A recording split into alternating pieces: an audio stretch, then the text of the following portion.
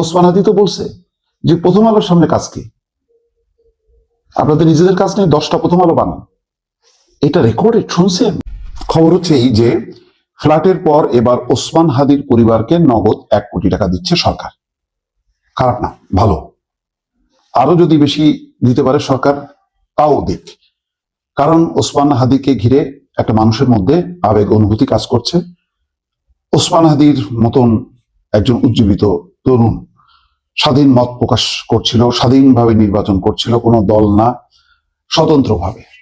যদিও পরবর্তীতে আমি বলেছি যে ওসমান হাদিকে ঘিরে যে ধরনের অরাজক কর্মসূচি এবং যে ধরনের অশালীন স্লোগান, অঙ্গভঙ্গি, এটা আমার পছন্দ না। এই কাজটা আরো আগে ঘোষণা করা দরকার ছিল এবং এটা একটা নীতিমালার মধ্যে হওয়া উচিত, যাতে কখনো কেউ প্রশ্ন না তুলতে পারে। তাহলে সবচেয়ে ভালো একটা সেট পলিসি থাকা দরকার। নতুবা ইচ্ছা মতন আমি আমার রাজনৈতিকভাবে আমি বিতরণ করলাম, পরে দেখা গেল যে অন্য কেউ এসে যাতে বাতিল না করতে পারে।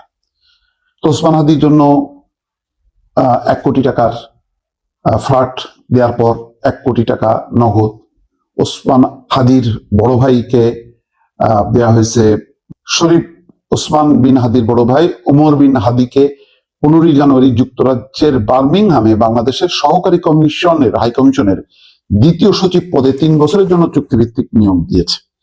এটা কূটনৈতিক পোস্ট কিনা আমার সন্দেহ আছে। দেখেন, আমি একটা কথা বলি, এমন কোনো কারোর জন্য করা উচিত না একটা মানুষের আবেগকে পুঁজি করে যেটা চোখে বাঁধে। এই যে 2য় সচিব পদের জন্য উপযুক্ত কিনা, এটা কি ট্রেন্ড কূটনীতিকদের জন্য কিনা, এগুলি মনে রাখা দরকার। কারণ আমরা কমিশনের পোস্টিং গুলি, হাই কমিশন বা দূতাবাসে মনে করি এটা হচ্ছে প্রাইস পোস্টিং।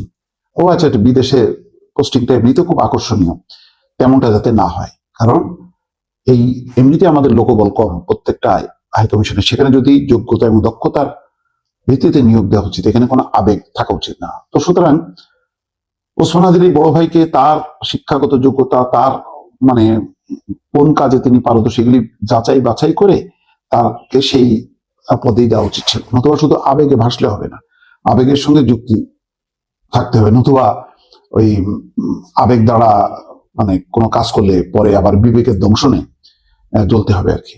আমি জানি না, আমি বলে রাখছি আর কি, কারণ সরকারের তো মাথা মুথা ঠিক নাই, কখন কি করে। আর সব চাপ হলেই তখন করে, আর চাপ না থাকলে করে না। নিজে থেকে স্বাভাবিকভাবে করা উচিত। ওসমান হাদির জন্য দোয়েল টাওয়ার সরকারি লালমাটির সরকারি কর্মকর্তাদের সেখানে 1200 বর্গফুটের ফ্ল্যাট কিনতে 1 কোটি টাকা অনুদান দেওয়া হয়েছে। সেই 1 কোটিতে যদি না হয় 2 কোটি দিক, অসুবিধা নেই। এইগুলি করা উচিত এবং তার প্রতি যে মানুষের যে আবেগ সহানুভূতি, তার প্রতি সম্মান জানানো উচিত। কিন্তু আবেগকে পুঁজি করে নোংরা রাজনীতি, খুবই মনটা খারাপ হয়েছে। দেখেন, এক ওসমান হাদির জন্য সারা দেশ যখন শোক পালন করতেছে, তখন যে একদল দুর্বৃত্ত যে ওই প্রথম আলো, ডেইলি স্টার ভবনে আগুন দিল, ছায়ানট জ্বালায় দিল, উদীচিতে আগুন দিল। এরপর থেকে সত্যি কথা বলতে কি আমার ভেতরে সাংঘাতিক রকম এটা একটা স্পার্ক করছে। এই মনোবৃত্তি যদি হলে তাহলে তো আমিও সেফ না,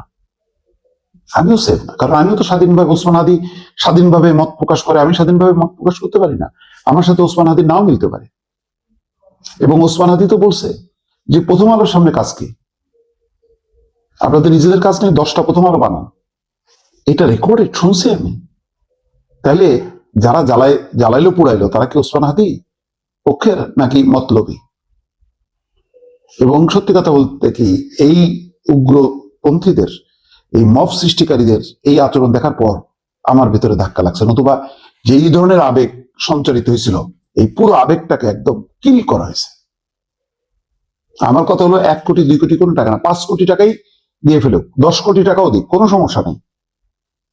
কিন্তু এটার বিনিময়ে আমার স্বাধীনতা, আমার অধিকারের উপর আপনি হস্তক্ষেপ করবেন, এইটা হবে না, এটা অ্যালাউ করা যাবে না। আমি আমার বিরুদ্ধ মতের যে তার অধিকার রক্ষা করার জন্য আমি আমার সর্বোচ্চ ত্যাগটা করব, কিন্তু আমার অধিকারটাও সংরক্ষিত থাকতে হবে। এটি হলো মোদ্দা কথা।